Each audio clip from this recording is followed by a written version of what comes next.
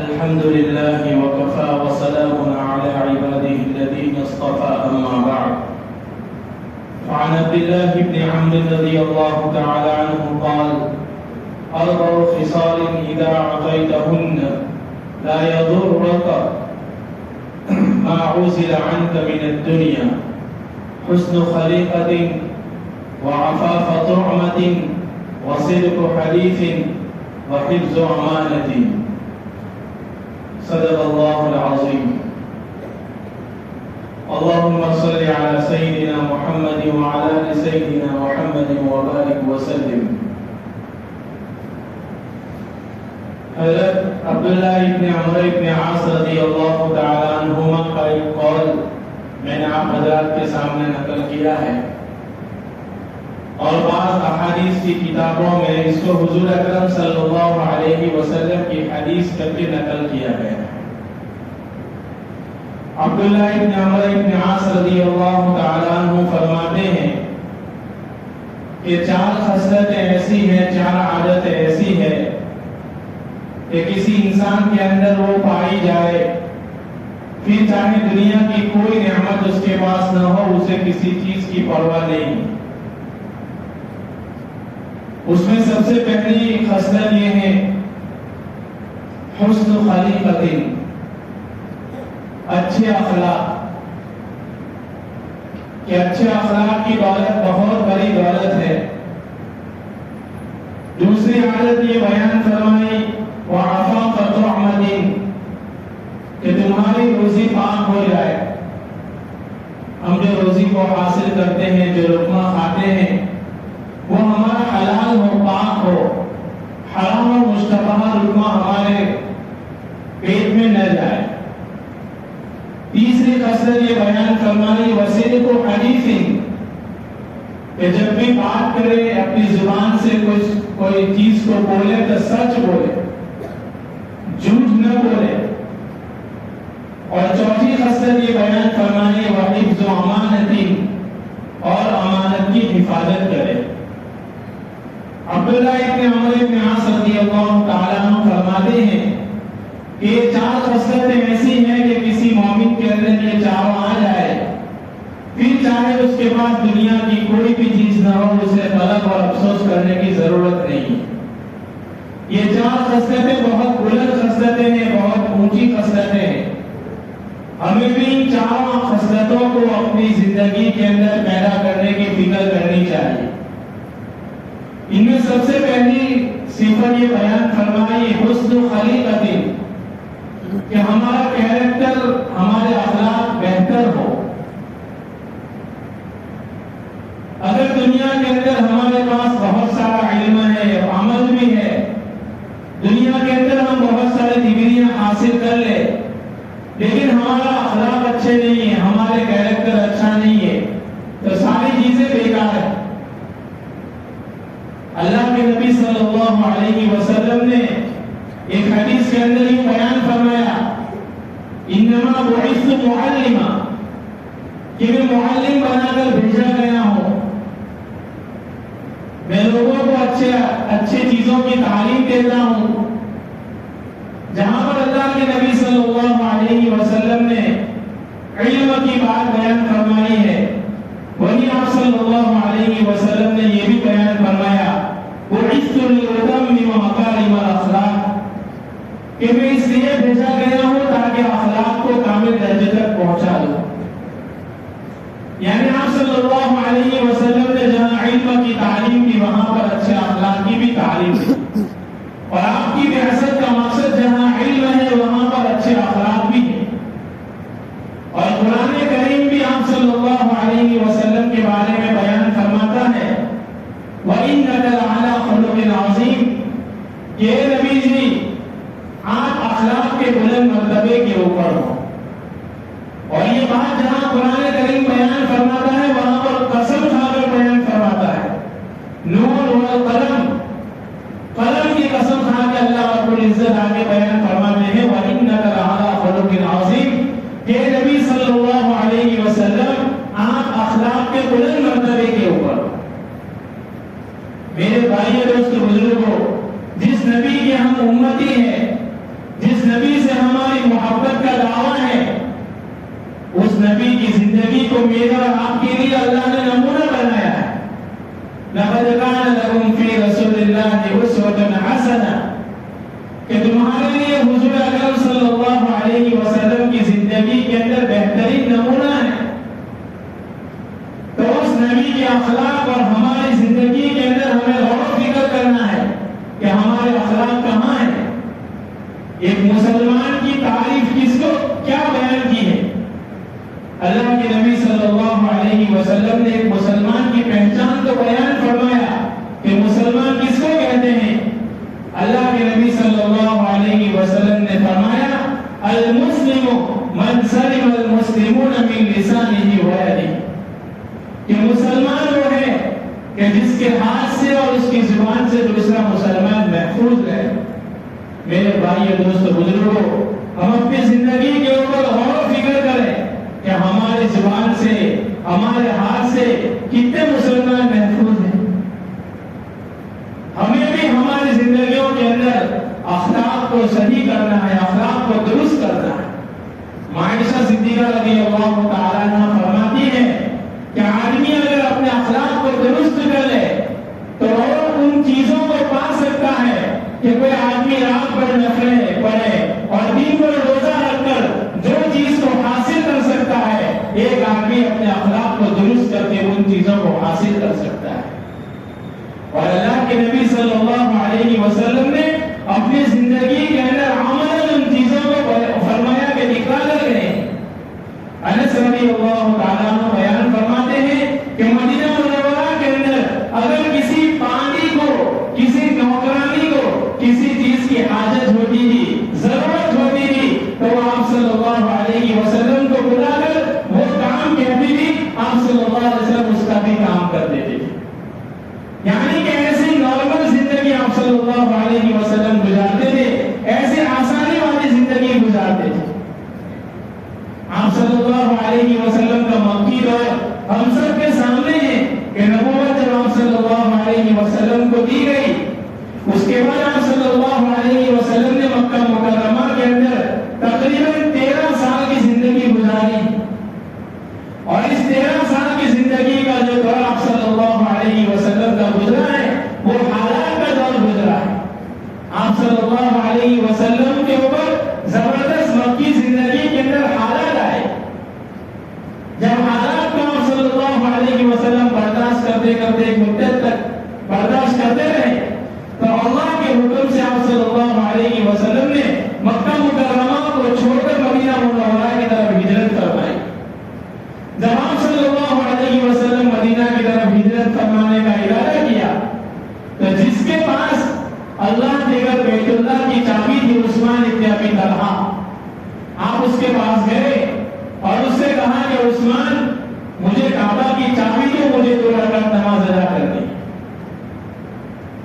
عثمان ابن ابی طلحہ نے انکار کر دیا کہ میں آپ کو کعبہ کی چابی نہیں دے سکتا۔ تو آپ صلی اللہ علیہ وسلم نے فرمایا کہ عثمان اس وقت کیا عالم ہوگا کہ جس جگہ پر تو کھڑا ہے میں ہو جاؤں گا اور جہاں پر میں کھڑا ہوں تو آ جائے گا۔ یعنی کہ وہ وقت قریب میں آئے گا کہ کعبہ کی چابی میرے پاس ہوگی اور کعبہ کی چابی رہنے کے لیے تم میرے پاس آؤ۔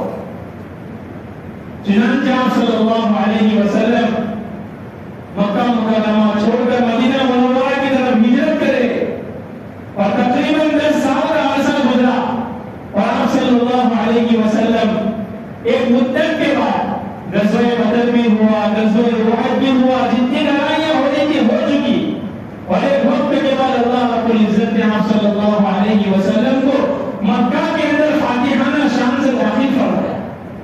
آپ صلی اللہ علیہ وسلم مکہ کے اندر داخل ہوئے، مکہ کو فتح کرتے ہوئے فاتحانہ شان سے داخل ہوئے۔ آپ صلی اللہ علیہ وسلم کا سر جھکا ہوا تھا، اور آپ صلی اللہ علیہ وسلم نے عثمان بن ابی طلحہ سے کعبہ کی چابی لی اور کعبہ کا دروازہ کھول کر اس میں آپ صلی اللہ علیہ وسلم کے ساتھ حضرت ابو بکر بھی تھے، حضرت عمر تھے، حضرت عثمان تھے، حضرت عباس تھے، حضرت علی تھے۔ انہوں نے 2 رکعت نماز ادا فرمائی، اور اس کے بعد آپ صلی اللہ علیہ وسلم نے عثمان بن ابی طلحہ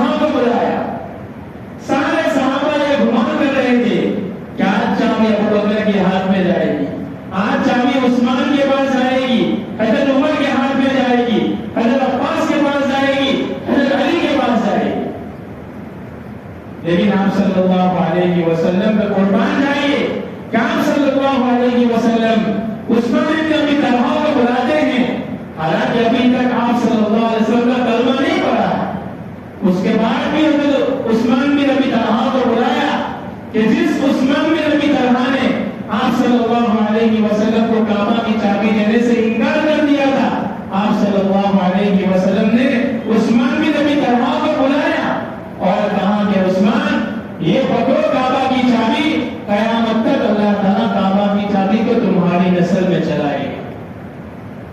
یہ اخلاق تھے آپ صلی اللہ علیہ وسلم کے۔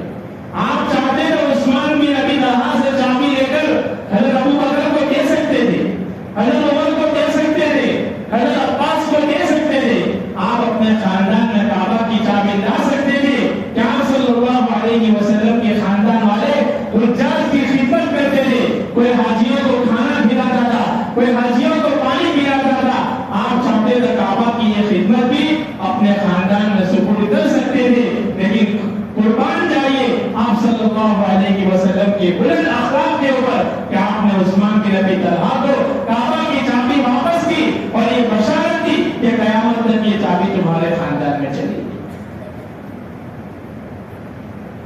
میرے بھائی اور دوستو بزرگوں، اس نبی کے ہم امتی ہیں اور ہمارے اخلاق کیسے ہیں کہ جنہوں نے مکہ کی 13 سالہ زندگی کے اندر حضور صلی اللہ علیہ وسلم کو اور حضور صلی اللہ علیہ وسلم کے ساتھیوں کو تکلیف میں رکھا، مصیبتوں میں رکھا، جب آپ مکہ کے اندر فاتحانہ شان سے داخل ہو رہے ہیں تو آپ صلی اللہ علیہ وسلم اعلان کر رہے ہیں کہ جو اپنے گھر کا دروازہ بند کر لے گا ہم اس کو امن دیں گے، جو ابو سفیان کے گھر میں داخل ہو جائے گا ہم اس کو امن دیں گے۔ وہ ابو سفیان جو ہر لڑائی کے اندر کفار کی طرف سے پیش رہتا تھا، آگے رہتا تھا، آپ صلی اللہ علیہ وسلم نے ابو سفیان کے مسلمان ہونے سے پہلے اس کو یہ عزت بخشی کہ جو ابو سفیان کے گھر میں داخل ہو جائے گا ہم اس کو امن دے دیں گے۔ میرے بھائی دوستو بزرگوں، ہم چھوٹی چھوٹی باتوں کے اوپر بڑی بڑی لڑائیاں کھڑی کرتے ہیں۔ بھائی اپنے بھائی کو معاف کرنے کے لیے راضی نہیں ہے، باپ اپنے بیٹے کو معاف کرنے کے لیے راضی نہیں ہے، بہن اپنی بہن کو معاف کرنے کے لیے راضی نہیں ہے، یہاں پر جان کے دشمنوں کو معاف کیا جا رہا ہے۔ جنہوں نے آپ صلی اللہ علیہ وسلم کی بیٹی کو تکلیف پہنچائی اور ایسا شدید زخم پہنچایا کہ جس زخم کے اوپر آپ صلی اللہ علیہ وسلم کی بیٹی دنیا سے رخصت ہو گئی، آپ نے اس کو بھی معاف کر دیا۔ وہ وحشی جو بعد میں مسلمان ہوا، جس نے آپ صلی اللہ علیہ وسلم کے چچا کے پیٹ کو چیر کر اس میں سے کلیجہ نکالا، آپ نے اس کو معاف کر دیا۔ اور ہم چھوٹی باتوں پر کسی کو معاف کرنے کے لیے تیار ہیں۔ میرے بھائی اور دوستو بزرگوں، اپنی زندگیوں کے اندر اخلاق کو اپنائیں، اچھے اخلاق سے اپنے آپ کو مزین کریں۔ عبداللہ ابن عمرو ابن عاص فرماتے ہیں جن 4 چیزوں کو فرمایا اس میں سب سے پہلی صفت اچھے اخلاق، اچھا کیریکٹر ہے۔ پیر ذوالفقار نقشبندی رحمۃ اللہ علیہ فرماتے ہیں کہ ایک آدمی کسی اللہ والے کے پاس گیا، کسی بزرگ کے پاس گیا اور اس نے کہا کہ مذہب اسلام کا تلوار سے بھرا ہے، کیونکہ مذہب اسلام میں جو پیغمبر تھے اس پیغمبر کے پاس ایک جماعت ایسی تیار کی تھی انہوں نے جو تلوار کو چلانا جانتی تھی، جہاں جاتے تھے میدان کو تلواروں سے صاف کر دیتے تھے۔ اس اللہ والے نے جواب دیا، مان لیا کہ اس پیغمبر کے پاس ایک ایسی جماعت تھی، ایک ایسی جماعت تھی جو تلوار چلانے میں مہارت رکھتی تھی، لیکن ان تلوار چلانے والوں کو کون سی تلوار نے اس پیغمبر کا کلمہ قبول کرنے کے لیے مجبور کیا؟ یعنی وہ محمد صلی اللہ علیہ وسلم ہے جن کے اخلاق ایسے تھے، جن کا کیریکٹر ایسا تھا کہ وہ تلوار چلانے والے اس کی گود میں جا کر بیٹھے۔ تو اس بزرگ کی بات سن کر اس آدمی نے بھی کلمہ پڑھ لیا۔ میرے بھائی اور دوستو بزرگوں، ہمیں بھی اپنے اخلاق کو اچھے کرنا ہے، درست کرنا ہے۔ دوسری بات یہ بیان فرمائی عبداللہ ابن عمرو ابن عاص رضی اللہ تعالیٰ عنہ نے کہ وہ عفاف رحمتین، اپنی روزی کو پاک کرو، اپنے لقموں کو صحیح کرو۔ اور اللہ بھی اس بات کا مطالبہ کرتا ہے، اپنے نبیوں کو اس بات کا حکم فرمایا ہے، یا ایھا الرسل کلوا من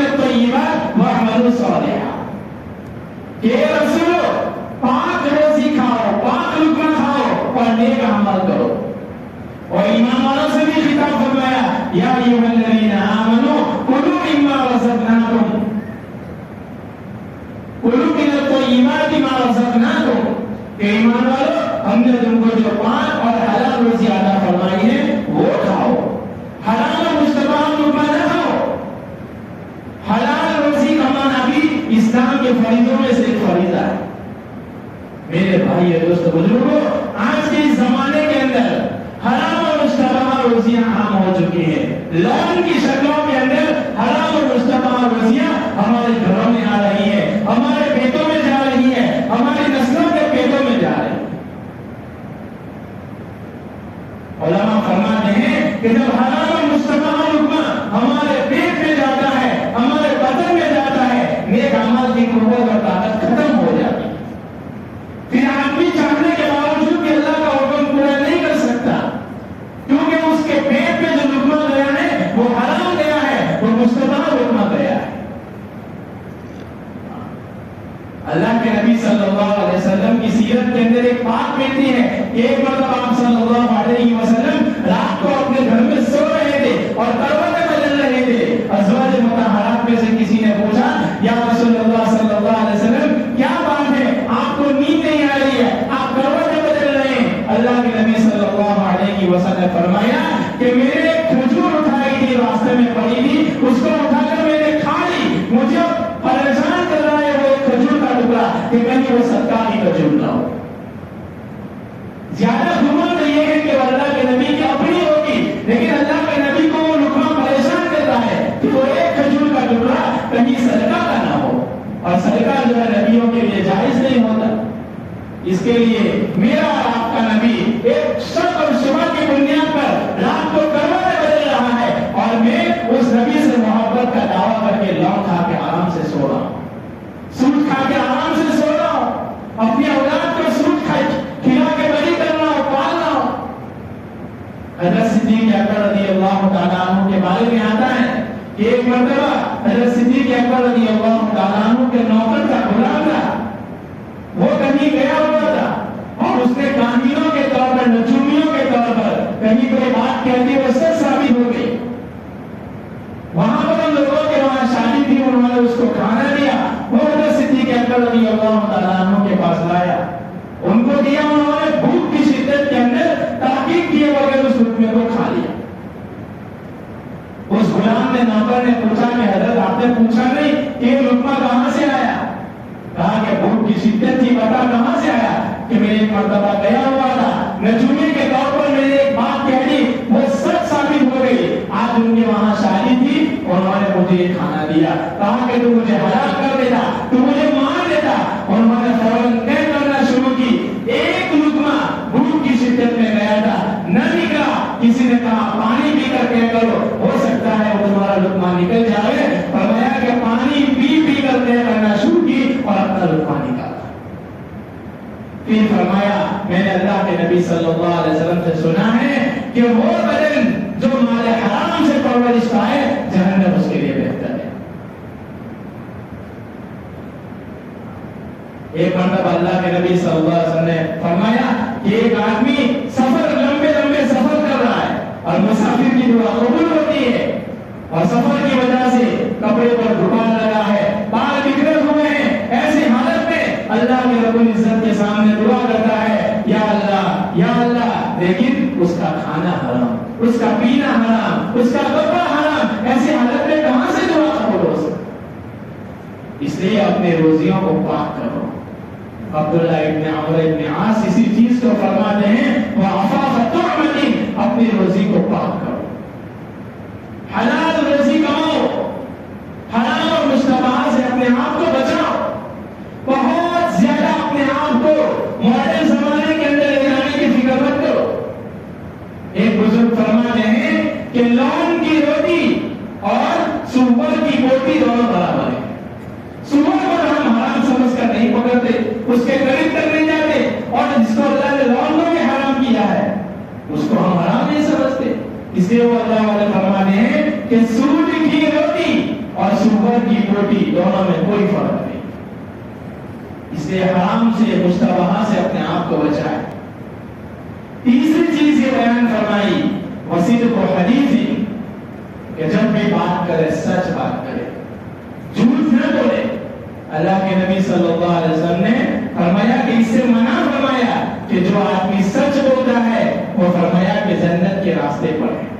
الصدق ينجي والكذب يهلك، کہ سچ آدمی کو نجات دیتی ہے اور جھوٹ آدمی کو ہلاک کرتا ہے۔ ایک آدمی ایک بات کو جھوٹ بولتا ہے، اس جھوٹ کو سچ بنانے کے لیے 100 مرتبہ اس کو جھوٹ بولنا پڑتا ہے، پھر بھی وہ جھوٹی بات جھوٹی ہی رہتی ہے، وہ کبھی سچی نہیں ہوتی۔